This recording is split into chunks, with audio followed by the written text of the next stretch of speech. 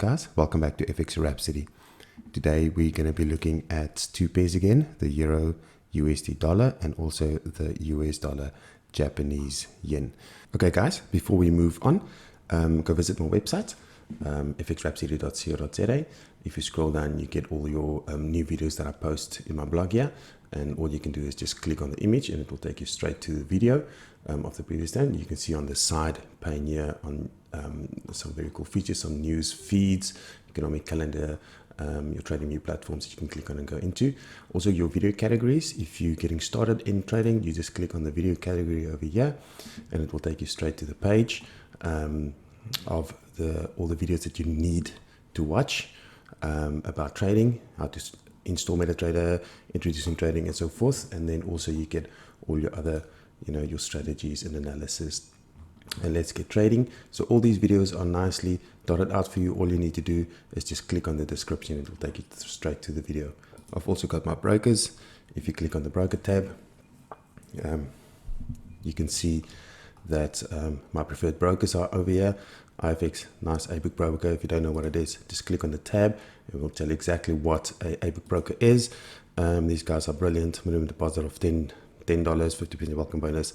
You can deposit via Ozo, PayFast, School, Bitcoin, and more. They've got amazing spreads. Just click on the spreads and it'll tell you exactly what the spreads are.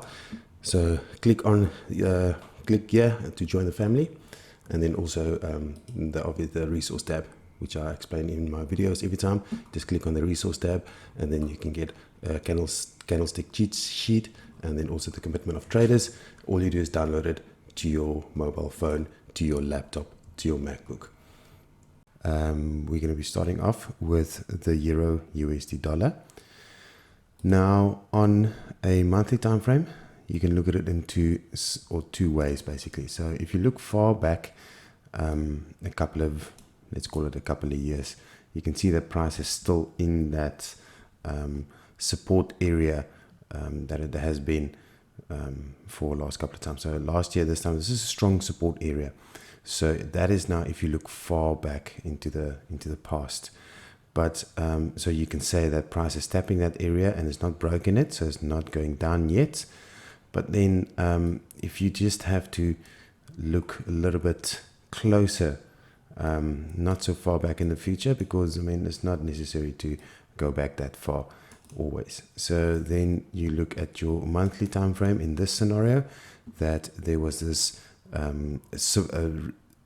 resistance area that was broken and it turned support. So price have been bouncing up and down on top of it and eventually broke it, came up and retested it on that candle. So you see there's no break to the upside.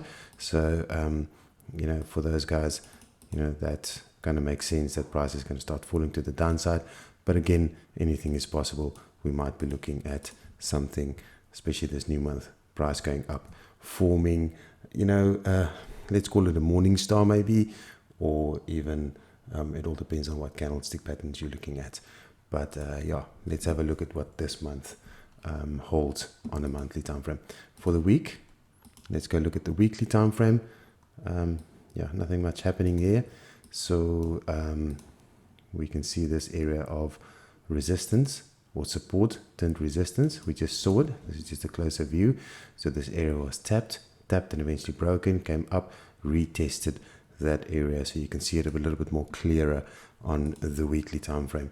But again, I don't want to do anything yet, as I'm waiting for this consolidation phase to break. So anything breaking outside of this box, be it up, retest, and then carry on to the upside, or breaking down, retest, carry on to the downside. So that we will see clearer on the lower time frames for that break, basically. Okay, so drilling down to your daily time frame, just want to zoom out a little bit. So here you can see, in actual fact, there's a couple of things that we can look at. So basically you see your little swing high at the top here, and you see your swing low at the bottom. So basically, just take your Fibonacci from this swing down to that bottom over there. Just move it up a little bit. There we go. So basically you see your swing up at the top, you see your swing at the bottom. So price came up, touched that 62%, came down a little bit more, but then went up again, touching or going into the 70.5% Fibonacci retracement, which is your optimum trading entry. Perfect entry right there. So again, price was towards the end of the month, not a lot of big movements to the downside, hitting any take profits or whatever on the daily time frame. You can see that I would almost highlight this area here between the 62 and the 70%, that being your first area of, let's call it consolidation that the market is in. And then also I'm just highlighting this area over here. So basically what we find is price being in this area, just consolidating, basically as the ranging for those guys of that talks that lingo. So what we want to see is price breaking this area, retesting to the upside on that support area, and then to the downside. So that's going to be scenario 1.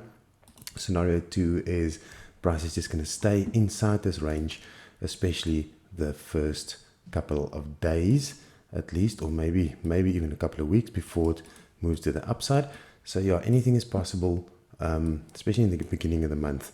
So sometimes not a lot of movement, sometimes some big movement. It all depends on the market and the news and whatever can affect the situation of the price. So definitely drill down to your lower time frames, keep an eye on it, keep an eye on this area over here for either breakouts, that the price is going to break this area, or just reversal signs. So you can on the lower time frames, you can just trade. If price decides to do this consolidation, you can just trade this consolidation. Excuse me, the area between the two, it's almost 150 pips. So if you had to catch this turn over here, and let's say price was going up, it's another 150 pips to the upside, and then down again if it's going to continue ranging. So definitely keep an eye on the lower time frames, and then let's see what price does. So let's move on to our next currency pair, which will be the United States dollar, the US dollar versus the Japanese yen. Start off on the monthly time frame.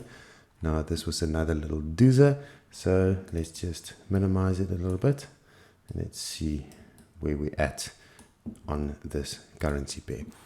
So on the monthly, you can straight away see price tapping that or hitting that area of resistance. That's a big resistance area in the market. That area has been there since the 2017s. So it's been there a couple of years. It's a very strong area. So you can see that price is tapping into it again, not breaking it.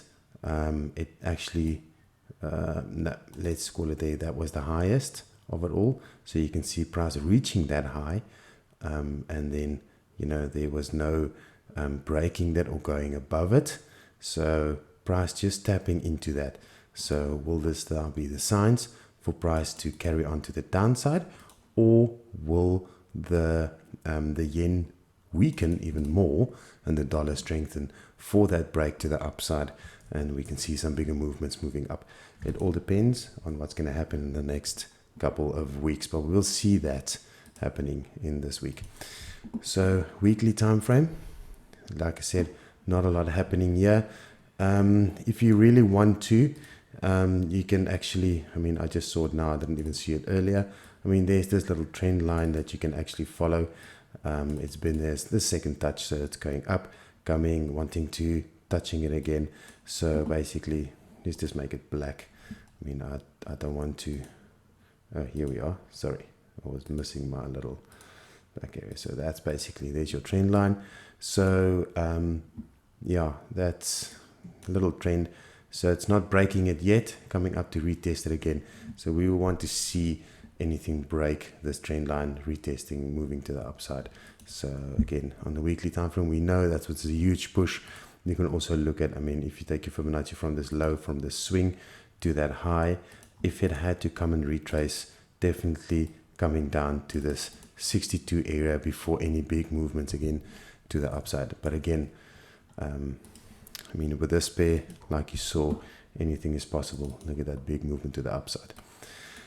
On a daily time frame, what we see is, and what I want to see is, I want to see this area over here, this block, if I can say this. This is a nice consolidation of price making a move, consolidating slowly, not even consolidating, but just retracing a little bit, moving to the upside again. Now price is falling into that consolidation. It's building up its orders. So I would like to obviously see price breaking this area, doing a little bit of a retest of that area, and then, you know, catch it on that retest for a nice little buy to the upside. Obviously scenario 1. Scenario 2 will obviously be you know, price breaking below this box, doing its retest, and then moving to the downside. So again, we're waiting to see what price does. Let me just move these a little bit over, because price is not there, price is right there. So let's see what this next couple of days of the new month holds. Will price continue, you know, consolidating, ranging in this before it makes a break? Again, lower time frames, guys, those are the key. Draw in your lines over here, your big support and resistance lines. Draw it in, have it there, and then go to your lower time frames and see where that break happens, you know, to see what happens. I just wanted to see the distance between the two. Let's call it 100 pips. So there's 100 pips movement in between the two. So again, if you really feel like you want to trade this consolidation, which it might go into for a last couple of days, it's 100 pip swing in any direction. If you catch it at the top, to the bottom is 100 pips, and vice versa. So lower time frames will give you that indication for those, basically for those buys and sells. Looking at the COT report for the dollar yen, the yen again, more longs being closed in the markets, a little bit more shorts open up. So longs again, you know, the yen is just weakening, or the guys are just selling off the yen. So basically, I would definitely, you know, looking at the COT reports, it indicates that the price is going to shoot even more. So we will see that movement to the upside eventually. But when it will happen, will it happen during this week? Like I said, will it be consolidating first a little bit before it breaks? Only time will tell. So guys, that's all from me for today on these two pairs. I hope you enjoyed the analysis. Press that like button and comment in the comment section. Let me know what you think. And if you've got any ideas of what price might do, please feel free to share them. There's no bad idea in Forex marketing. I mean, this is all analysis. So let's share each other's analysis and see what price does. Don't forget to hit that subscribe button and also hit that notification bell for more video content coming your way. Guys, hope you're having a wonderful weekend. Stay safe and happy trading, guys.